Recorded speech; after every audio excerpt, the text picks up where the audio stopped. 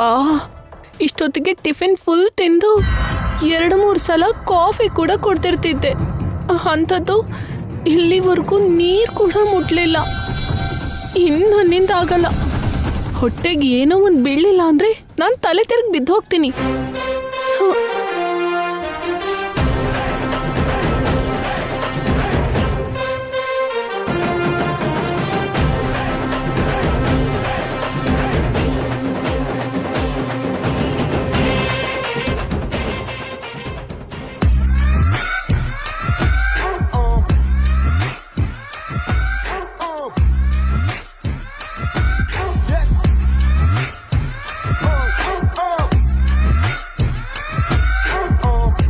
ಇಂಥ ಸಿಚುವೇಶನ್ ಬರುತ್ತೆ ಅಂತ ಮೊದಲೇ ಊಹಿಸಿ ಇದನ್ನಿಲ್ಲಿಟ್ಕೊಂಡಿದ್ದಕ್ಕೆ ಸರಿ ಹೋಯ್ತು.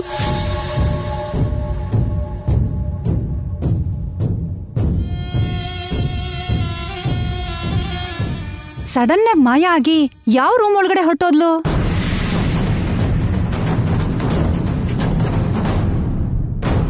ಅತ್ತಿಗೆ, ನಿಹಾರಿಕಾ ರೂಮ್ ಅದೇ ಅಲ್ವಾ? ಒಳಗಡೆ ಇದ್ದಾಳೇನೋ, ನೋಡೋಣವಾ? ನೋಡೋಣ ಬನ್ನಿ.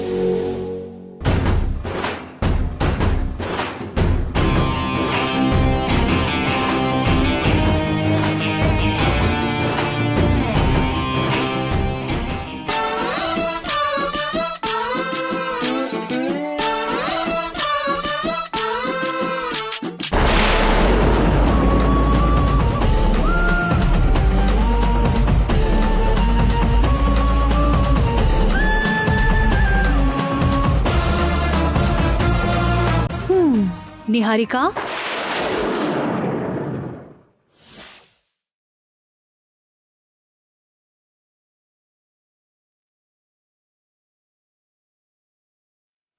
ನೋಡ್ಬಿಟ್ರಾ? ಬೆಕ್ಕ ಕಣ್ ಮುಚ್ಕೊಂಡ್ ಹಾಲ್ ಕುಡಿದ್ರೆ ಊರವ್ರಿಗೆಲ್ಲ ಗೊತ್ತಾಗಲ್ಲ ಅನ್ಕೊಂಡಿದ್ಯಾ? ಶ್ರೀಕರ್ಗೋಸ್ಕರ ಉಪವಾಸ ಇರ್ತೀನಿ, ವನ್ವಾಸಕ್ಕಾದ್ರೂ ಹೋಗ್ತೀನಿ ಅಂತ ಅಲ್ಲಿ ಹಾಲಲ್ಲಿ ಹೇಳಿ ಇಲ್ಲಿ ರೂಮಲ್ಲಿ ನೋಡಿದ್ರೆ ಕಳ್ಬೆಕ್ಕಿನ ಹಾಗೆ ಕೇಕ್ ತಿಂತಿದ್ಯಲ್ಲ. ನೀನು ಮಾಮೂಲಿನೇ ಅಲ್ಲ. ಹಸಿವು ತಡ್ಕೊಳಕ್ ಆಗ್ಲಿಲ್ಲ ಅಕ್ಕ, ಅದಕ್ಕೆ ಲೈಟಾಗಿ ತಿನ್ನೋಣ ಅಂತ ಬಂದೆ. ಕೆಜಿ ಕೇಕ್ ಎದುರುಗಡೆ ಇಟ್ಕೊಂಡಿದ್ಯಾ? ಲೈಟಾಗಿ ತಿನ್ನೋದು ಅಂದ್ರೆ ಇದೇನಾ? ನನಗೆ ಸಂಪ್ರದಾಯಗಳ ಮೇಲೆ ನಂಬಿಕೆ ಇಲ್ಲದೆ ಹೋದ್ರು ಉಪವಾಸಕ್ಕೆ ಯಾಕೆ ಕಮಿಟ್ ಆದೆ ಅಂದ್ರೆ, ಪಾಯಿಂಟ್ ನಂಬರ್ 1, ಶ್ರೀಕರ್ ನನ್ನ ಕೈಯಿಂದ ಜಾರ್ ಹೋಗ್ಬಾರ್ದು. ಪಾಯಿಂಟ್ ನಂಬರ್ 2, ಅಲ್ಲಿ ಅವನಿ ಬಿಕ್ಕಿ ಬಿಕ್ಕಿ ಅಳ್ಬೇಕು. ಅದಕ್ಕೆ ಉಪವಾಸ ಅಂತ ಬಿಲ್ಡಪ್ ಕೊಟ್ಟೆ. ಇಲ್ಲ ಅಂದ್ರೆ ನನ್ನಿಂದ ಎಲ್ಲಾಗತ್ತೆ. ದಯವಿಟ್ಟು ಈ ವಿಷಯನ ಯಾರಿಗೂ ಹೇಳ್ಬೇಡಿ ಅಕ್ಕ, ಪ್ಲೀಸ್. ಸರಿ ಬಿಡು, ಹೇಳಲ್ಲ. ಥ್ಯಾಂಕ್ ಯು ಅಕ್ಕ.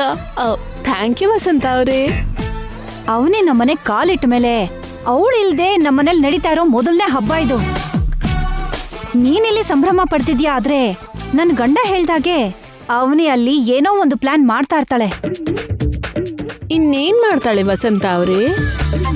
ಆ ಅವನಿನ ಅಷ್ಟು ಸುಲಭವಾಗಿ ತೆಗ್ದಾಕ್ಬಾರ್ದು ನಿಹಾರಿಕಾ.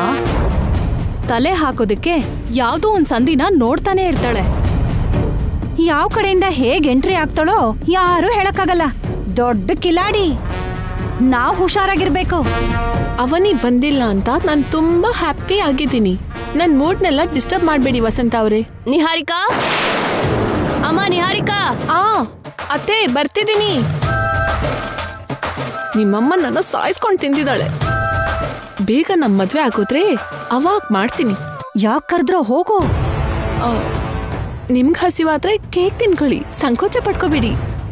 ನಾವು ನಿಂತರ ಅಲ್ಲ, ಮಾತಂದ್ರೆ ಮಾತು, ನಿಜವಾಗ್ಲೂ ಮುಟ್ಟಲ್ಲ. ಹೌದೌದು, ಖಂಡಿತ ಮುಟ್ಟಲ್ಲಪ್ಪ. ನನ್ನ ಹತ್ರ ಓವರ್ ಆಕ್ಟಿಂಗ್ ಯಾಕೆ ವಸಂತ ಅವರೇ? ರಾತ್ರಿ 9 ಗಂಟೆ ದಾಟೋವರೆಗೂ ಉಪವಾಸ ಇರೋದು ತುಂಬಾನೇ ಕಷ್ಟ. ಕೇಕ್ನ ಸ್ಪೆಷಲ್ ಆಗಿ ಆರ್ಡರ್ ಮಾಡಿ ತಗೊಂಡ್ ಬಂದಿದ್ದೀನಿ. ತುಂಬಾ ಟೇಸ್ಟಿ ಆಗಿದೆ. ನನ್ ಮಾತ್ ಕೇಳಿ ತಿನ್ಬಿಡಿ. ಅಷ್ಟೇ ಅಂತ್ಯಾ? ಅಷ್ಟೇ. ನಾನು ಹೋಗ್ತೀನಿ, ನೀವು ಬೇಗ ತಿಂದು ಬಂದ್ಬಿಡಿ.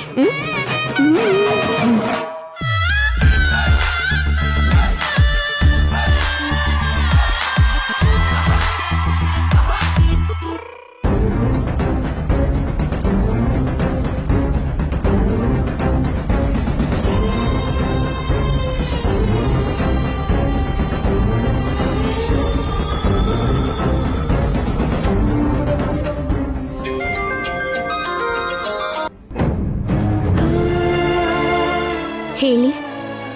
ಅವನಿ, ಅಷ್ಟು ಜನ ಇದ್ರೂ ಕೂಡ ನಂಗ್ ಫೋನ್ ಮಾಡಿದ್ರಾ? ನನ್ನ ದೇಹ ಇಲ್ಲೇ ಇದ್ರೂ ಮನ್ಸೆಲ್ಲ ಅಲ್ಲೇ ಇದೆ. ಇಲ್ಲಿ ನನ್ನ ಪರಿಸ್ಥಿತಿನೂ ಹಾಗೇ ಇದೆ. ಏನ್ ಮಾಡ್ತಿದೀಯಾ? ಏನೋ ಕೇಳ್ಬೇಕು ಅಂತ ಕೇಳಿದ್ರಿ. ಆ ಪ್ರಶ್ನೆಗೆ ಉತ್ತರ ನಿಮಗ್ ಗೊತ್ತಿಲ್ವಾ? ಹಬ್ಬದ ದಿನ ಹೆಂಡ್ತಿ ಗಂಡನ್ ಪಕ್ಕದಲ್ಲಿರ್ಬೇಕು. ನನ್ ಗಂಡ ಮಾತ್ರ ಇನ್ನೊಂದು ಹುಡುಗಿ ಜೊತೆಲಿದ್ದಾನೆ. ನಡೀತಿರೋದನ್ನ ತಡೆಯೋದಕ್ಕಾಗ್ದಿರೋ ನಿಸ್ಸಹಾಯ ಪರಿಸ್ಥಿತಿಲಿ ಬಯಸಿದ್ದೆಲ್ಲ ನಡೆಯಲ್ಲ ಅನ್ನೋ ನಿರಾಸೆಯಲ್ಲಿದ್ದೀನಿ. ಹಬ್ಬದ ದಿನ ಗಂಡನಿಂದ ದೂರ ಆಗಿರೋ ಪ್ರತಿ ಹೆಣ್ಣು ಎಂಥ ವೇದನೆಯಲ್ಲಿರ್ತಾಳೋ, ನಾನು ಕೂಡ ಅಂತ ನೋವಲ್ಲೇ ಇದ್ದೀನಿ. ಇಲ್ಲೆಲ್ಲರೂ ಸಂತೋಷವಾಗಿದ್ದಾರೆ. ನಾನು ಸಂತೋಷದಲ್ಲಿರೋ ಹಾಗೆ ನಾಟಕ ಮಾಡಬೇಕಾಗಿದೆ. ನೀನ್ ಮಾತ್ರ ಇಲ್ಲಿ ಏನ್ ನಡೀತಿದ್ಯೋ ಅಂತ ಊಹಿಸ್ಕೊಂಡು ತುಂಬಾ ತುಂಬಾ ನೋವು ಪಡ್ತಿದೀಯ. ಎಲ್ಲ ಗೊತ್ತಿದ್ದು ಏನು ಮಾಡೋಕ್ಕಾಗ್ತಿಲ್ಲ. ಇಲ್ಲಿ ನೋಡಿ, ಗಂಡನ್ ಹೆಂಡ್ತಿ ತನ್ನಲ್ಲಿ ಅರ್ಧ ಭಾಗ ಆಗ್ತಾಳೇನೋ, ಆದ್ರೆ ಹೆಂಡ್ತಿಗ್ ಮಾತ್ರ ಗಂಡನೇ ಸರ್ವಸ್ವ. ಗಂಡಸ್ರಿಗೆ ಎಷ್ಟೋ ಸಂತೋಷ ಇರತ್ತೆ, ಹೆಣ್ಣಿಗೆ ಮಾತ್ರ ಎಲ್ಲ ಸಂತೋಷನೂ ಗಂಡನೇ. ಅಂಥದ್ರಲ್ಲಿ ಈ ಕ್ಷಣ ನೀವಲ್ಲಿ, ನಾನಿಲ್ಲಿ. ಇದೆಂಥ ಹಣೆ ಬರಹ ನಂದು. ನಾನು ಈ ಸಂದರ್ಭದಲ್ಲಿ ನಿನ್ ಹತ್ರಕ್ಕೆ ಹೇಗೋ ಬರಕ್ಕಾಗಲ್ಲ. ನೀನ್ ಹೇಗಾದ್ರೂ ಇಲ್ಲಿಗೆ ಬರ್ಬೋದಲ್ವಾ? ಬರ್ಬೇಕು ಅನ್ನೋ ಆಸೆ ಇದ್ರೆ ಸಾಲ್ದು. ಯಾಕೆ ಬಂದೆ ಅಂತ ಕೇಳಿದ್ರೆ ಹೇಳ್ಕೊಳ್ಳೋದಕ್ಕೆ ಒಂದ್ ಕಾರಣ ಕೂಡ ಬೇಕು. ಅವ್ರು ಕೇಳೋ ಪ್ರಶ್ನೆಗೆ ನನ್ನ ಹತ್ರ ಉತ್ತರ ಇಲ್ಲ ಅಂದ್ರೆ ಅವಮಾನ ಆಗತ್ತೆ. ಸಂತೋಷ ಅಂತೂ ಇರೋದಿಲ್ಲ, ಅವಮಾನ ಬೇರೆ ಬೇಕಾ? ರಾತ್ರಿ 9 ಗಂಟೆಗೆ ನಿಹಾರಿಕಾ ಜಾಲರಿಯಲ್ಲಿ ನನ್ನ ನೋಡೋದಕ್ಕೆ ಒಳ್ಳೆ ಮುಹೂರ್ತ ಅಂತೆ. ಆ ಸಮಯಕ್ಕೋಸ್ಕರ ನಿಹಾರಿಕಾ ಕಪಟ ಬುದ್ಧಿಯಿಂದ ಕಾಯ್ತಾ ಇದ್ದಾಳೆ. ಸಮಯ ನಿಧಾನ ಕಳೀತಿದೆ ಅಂತ ನಾನ್ ಭಯದಲ್ಲಿ ಕಳೀತಾ ಇದ್ದೀನಿ. ಇನ್ ಸ್ವಲ್ಪ ಹೊತ್ತಲ್ಲಿ ಪೂಜೆ ಶುರು ಆಗುತ್ತೆ. ನೀನಿಲ್ದೇನೆ ಆ ಪೂಜೆಲ್ ಪಾಲ್ಗೊಳ್ಳೋದು ಸಹಿಸಕ್ಕಾಗ್ದೇ ಇರೋ ನರ್ಕ. ಶೇಖರ್, ಕಂದ ಶೇಖರ್, ಬರ್ತಿದ್ದೀನಮ್ಮ. ಅವನಿ, ಅಮ್ಮ ಕರೀತಿದ್ದಾರೆ. ನಾನು ಮತ್ತೆ ಫೋನ್ ಮಾಡ್ತೀನಿ. ಸರಿ ರೀ. ನನಗಿಷ್ಟ ಇಲ್ದಿದ್ರು ನಾನು ಕೆಲವೊಂದರಲ್ಲಿ ಪಾರ್ಟಿಸಿಪೇಟ್ ಮಾಡದೆ ತಪ್ಪಲ್ಲ. ಪ್ಲೀಸ್, ದಯವಿಟ್ಟು ನೀನೇನು ಅನ್ಕೋಬೇಡ. ತಪ್ಪಿಸ್ಕೊಳ್ಳೋದಕ್ಕಾಗಲ್ಲ ಅಂದಾಗ ಏನು ಮಾಡಕ್ಕಾಗಲ್ಲ ಅಲ್ವಾ? ನೀವ್ ಹೋಗಿ. I am sorry.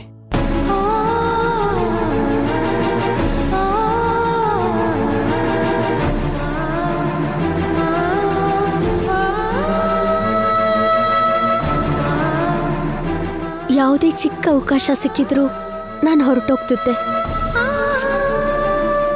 ಹೋಗೋದಕ್ಕೆ ಯಾವ ಕಾರಣನೂ ಸಿಗ್ತಾ ಇಲ್ಲ.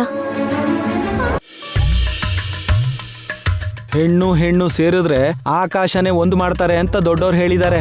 ಉಳಿದೋರ್ ವಿಷಯ ಏನೋ ನನಗ್ ಗೊತ್ತಿಲ್ಲ. ನಮ್ ಲೇಡೀಸ್ ಒಂದಾದ್ರು ಅಂದ್ರೆ ಮಾಮೂಲಿ ಆಗಿರಲ್ಲ. ಭಾವ, ನಮಗೋಸ್ಕರ ಉಪವಾಸ ಮಾಡ್ತಿದ್ದಾರೆ. ಇಂಥ ದಿನ ಒಂದ್ ಬರುತ್ತೆ ಅಂತ ನಿಜವಾಗ್ಲೂ ಅನ್ಕೊಂಡಿರ್ಲಿಲ್ಲ ಭಾವ. ಇಷ್ಟಕ್ಕೂ ಇಬ್ರು ಅವ್ರು ಎಲ್ಲಿದಾರೋ?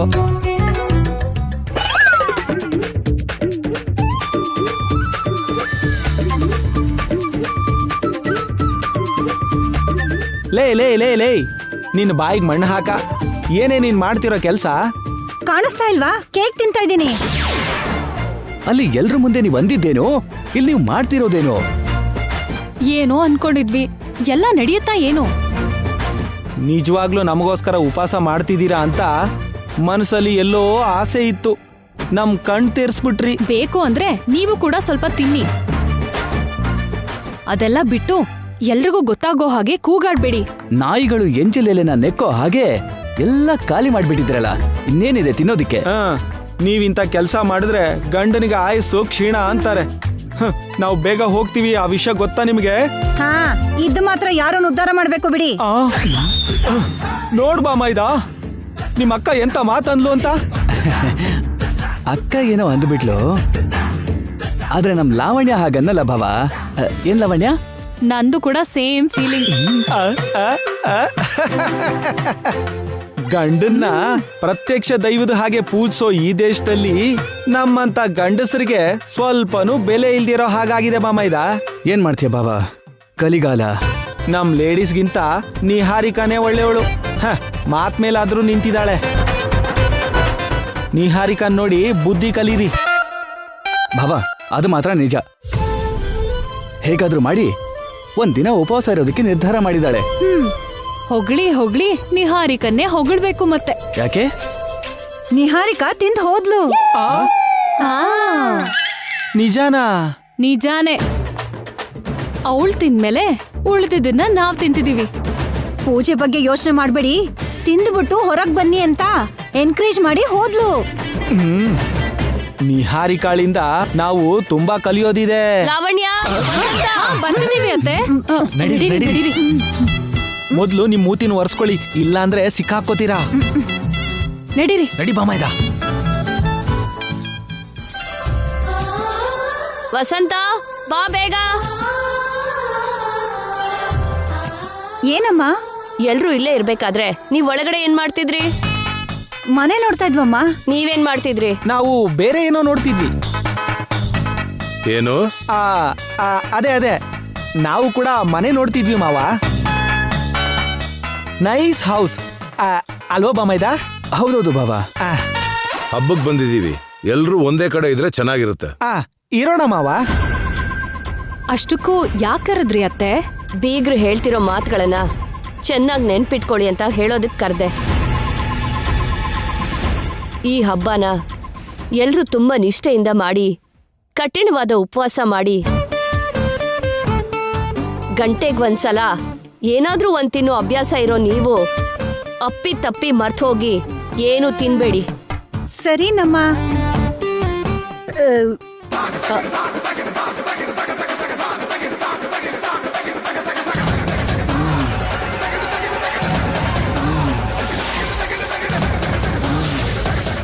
ಏನಾಯ್ತು? ತೇಗ್ ಬಂತಮ್ಮ. ನೀರ್ ಕೂಡ ಕುಡ್ದಿಲ್ಲ ಅಲ್ವಾ? ತೇಗ್ ಹೇಗ್ ಬರುತ್ತೆ? ವಸಂತ ಈ ಮಧ್ಯೆ ತಿಂದಿದ್ದು ಅರಗ್ತಿಲ್ಲ ಅತ್ತೆ. ರಾತ್ರಿದು ಇವಾಗ ಜೀರ್ಣ ಆಗ್ತಿರೋ ಹಾಗಿದೆ ಅಲ್ವಾ ವಸಂತ? ಹೌದು ರೀ. ಸ್ವಲ್ಪ ಹೊತ್ತು ಬಿಟ್ರೆ ಲಾವಣ್ಯನೂ ತೇಗ್ತಾಳೆ. ಲಾವಣ್ಯ ಕೂಡ ಜೀರ್ಣ ಆಗ್ತಿಲ್ವಾ? ಈ ಮಧ್ಯೆ ಚಿಕ್ಕ ಮಕ್ಳು ಹಾಗೆ ರಾತ್ರಿ ಹೊತ್ತಲ್ಲಿ ಕೇಕ್ ತಿಂತಾಳೆ, ಅರ್ಗಲ್ಲ. ಹೌದಾ? ತಲೆ ಕೆಟ್ಟವ್ರ ತರ ಎಲ್ರು ಯಾಕೆ ಹೀಗೆ ಮಾತಾಡ್ತಿದ್ದೀರಾ? ನೋಡ್ಬಾರ್ದು, ನಾ ನೋಡ್ದಾಗ ಹೀಗೆ ಇರುತ್ತೆ ಬಿಡಿಯಪ್ಪ. ಬಾಮೈದ, ಅರ್ಥ ಆಗೋ ತರ ಹೇಳ್ಬೇಡ. ನೋಡಿ, ನಾವು ಬೈ ಮಿಸ್ಟೇಕ್ ಆಗಿ ಕೂಡ ಏನು ತಿಂದೇ ಇರೋ ಹಾಗೆ ತುಂಬಾ ಜಾಗ್ರತೆಯಿಂದ ಇರೋಣ. ಅತ್ತೆ ನನ್ನ ಕರೆದು ಅದನ್ನೇ ಕೇಳಿದ್ರು. ಗಂಡನ್ಗೋಸ್ಕರ ಹೆಂಡತಿ ಮಾಡೋ ಪೂಜೆನ ಅಷ್ಟು ಸುಲಭವಾಗಿ ತಗೊಳ್ಳೋದಿಲ್ಲ ಅಲ್ವಾ ಅತ್ತೆ ಅಂತ ಹೇಳ್ದೆ. ನಮ್ ನಿಹಾರಿಕಾ ಮಾತ್ ಕೊಟ್ಲು ಅಂದ್ರೆ ತಪ್ಪಲ್ಲ. ಹೌದೌದೌದು. ನಿಹಾರಿಕನ ನೋಡಿ ಕಲ್ತ್ಕೊಳ್ಳಿ.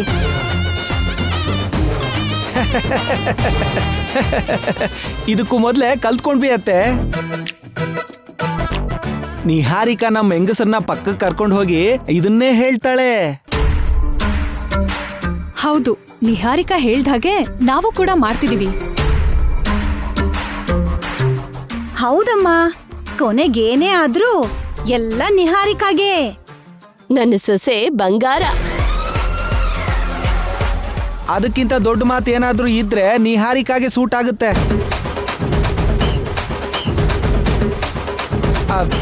ನೀನೇನ್ ಮಾತಾಡ್ತಾ ಇಲ್ವಲ್ಲ ಬಾಮೈದ? ಬಂದಾಗ್ಲಿಂದ ನೋಡ್ತಿದ್ದೀನಿ. ತಲೆ ಮೇಲೆ ತೆಂಗಿನಕಾಯಿ ಬಿದ್ದ ಹಾಗೆ ಆಗಿದ್ಯಾ? ನೀವೆಲ್ಲ ಮಾತಾಡ್ತಾನೆ ಇದ್ದೀರಲ್ವಾ? ಎಲ್ರೂ ನೋವು ಒಂದಾದ್ರೆ ಅವನ್ ನೋವೇ ಇನ್ನೊಂದು. ಸರಿ ಆಯ್ತು, ಇನ್ನು ನಿಲ್ಸಿ. ಸ್ವಲ್ಪ ಹೊತ್ತಲ್ಲೇ ಪೂಜೆ ಶುರು ಮಾಡೋಣ. ಎಲ್ರೂ ಹತ್ರದಲ್ಲೇ ಇರಿ. ಹಾ ಸರಿ.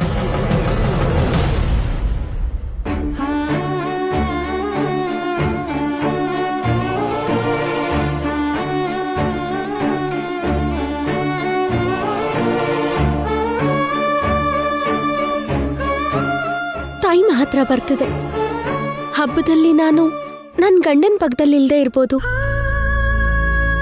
ನನ್ನ ಗಂಡ ಈಗ ನನ್ನ ಎದುರಿಗಿಲ್ದೇ ಇರ್ಬೋದು. ಆದ್ರೆ ನಡೆಯೋ ಪ್ರತಿ ಕಾರ್ಯ, ಪ್ರತಿ ಪೂಜೆಯಲ್ಲೂ ನನ್ನ ಗಂಡನ ಜೊತೆ ನಾನೇ ಮುಂದೆ ಇರಬೇಕು.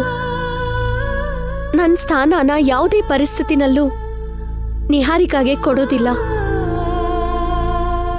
ಖಂಡಿತ ಕೊಡಲ್ಲ.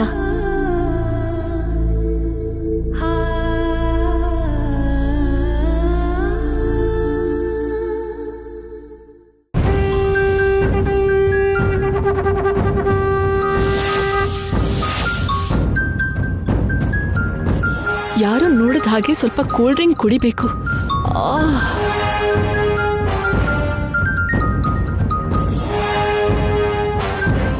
ಶ್ರೀಕರ್ ಅವ್ರ ಫೋನ್ ರಿಂಗ್ ಆಗ್ತಿದ್ಯಲ್ಲ, ಯಾರಾಗಿರ್ತಾರೆ? ಅಥವಾ ಅವನಿನೇ ಆಗಿದ್ರೆ ಫುಲ್ ಆಗಿ ಕ್ಲಾಸ್ ತಗೋಬೇಕು.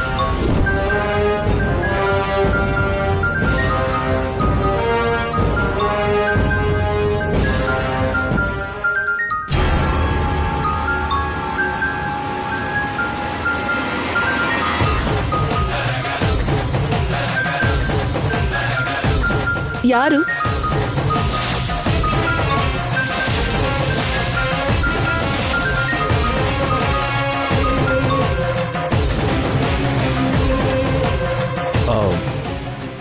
ಆಫೀಸ್ ಕಾಲ್. ಹೌದಾ? ನಾನೇನು ಅವನಿ ಮಾಡಿದ್ಲೇನೋ ಅಂತ ಅನ್ಕೊಂಡೆ. ಆ ಅವನಿನೇ ಆಗಿದ್ರೆ ನನ್ ಗಂಡ ಆಗೋನ್ಗೆ ಯಾಕೆ ಮಾಡ್ತಿದ್ಯಾ ಅಂತ ಕನ್ನಡದಲ್ಲಿರೋ ಬೈಗಳನ್ನೆಲ್ಲ ಬೈತಿದ್ದೆ.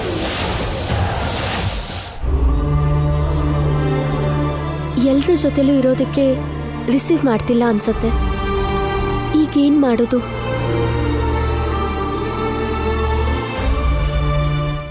ಆದ್ರೂ ಆ ಅವನಿಗೆ ಫೋನ್ ಮಾಡಿ ಬೇಜಾರ್ ಮಾಡ್ಕೊಳ್ಳೋದು ಅಳೋದನ್ಬಿಟ್ರೆ ಏನ್ ಮಾಡಕ್ಕಾಗತ್ ಹೇಳಿ?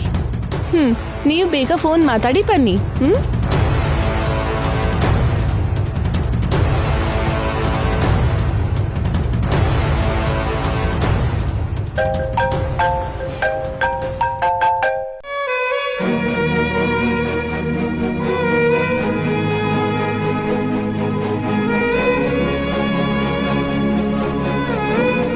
ಅವನಿ, ನಾನ್ ಕಾಲ್ ಮಾಡಿದ್ದೀನಿ, ಯಾರಾದ್ರೂ ನೋಡಿದ್ರಾ?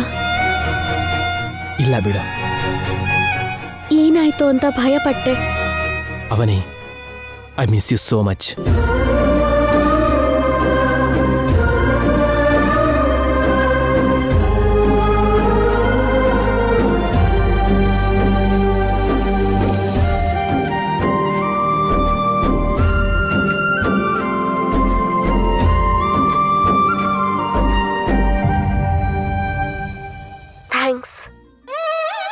ನಾನು ಕೊಟ್ಟಿದ್ದು ತಗೊಂಡೆ, ಮತ್ತೆ ನನಗೆ ಕೊಡಲ್ವಾ? ಇದೆಲ್ಲಾನು ಆಮೇಲೆ ಇಟ್ಕೊಳ್ಳಿ. ಮೊದಲು ನಂಗೊಂದು ವಿಷಯ ಹೇಳಿ.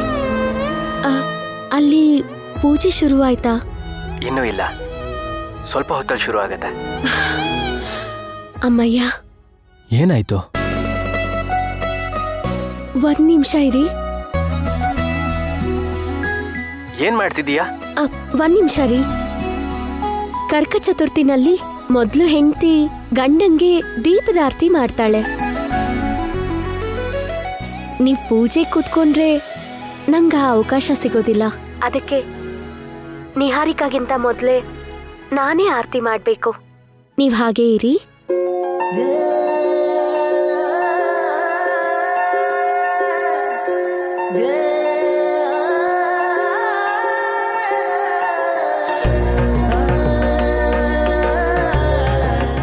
ನೀವು ಎದುರುಗಡೆ ಇದ್ದಿದ್ರೆ ನಿಮ್ಮ ಆಶೀರ್ವಾದ ತಗೋತಿದ್ದೆ. ನನ್ನ ಆನಂದ ಬಾಷ್ಪನೇ ಅಕ್ಷತೆ ಅನ್ಕೋ. ನೀನ್ ಮಾಡಿರೋ ಕೆಲ್ಸದಿಂದ ನನಗಾದ ಸಂತೋಷನೇ ನನ್ನ ಆಶೀರ್ವಾದ ಅನ್ಕೋ.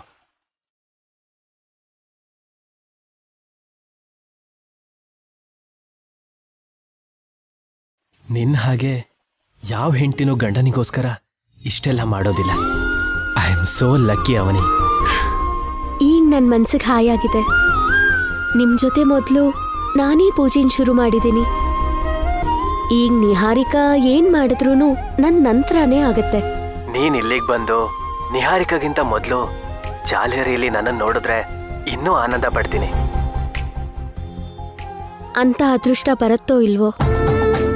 ಬರ್ಲಿಲ್ಲ ಅಂದ್ರೆ ಇಲ್ಲಿವರೆಗೂನೇ ಪ್ರಾಪ್ತ ಅನ್ಕೊಂತೀನಿ. ನನಗೆ ಯಾಕೋ ನೀನ್ ಬರ್ತೀಯಾ ಅನ್ನೋ ನಂಬಿಕೆ ಬರ್ತಿದೆ. ಎಲ್ಲ ದೇವ್ರ ಕೈಯಲ್ಲಿದೆ. ಶ್ರೀಕರ್ ಅವರೇ, ಶ್ರೀಕರ್ ಅವರೇ, ನಿಹಾರಿಕಾ ಬರೋ ತರ ಇದ್ದಾಳೆ. ಬಾಯ್. ಬಾಯ್ ರೀ.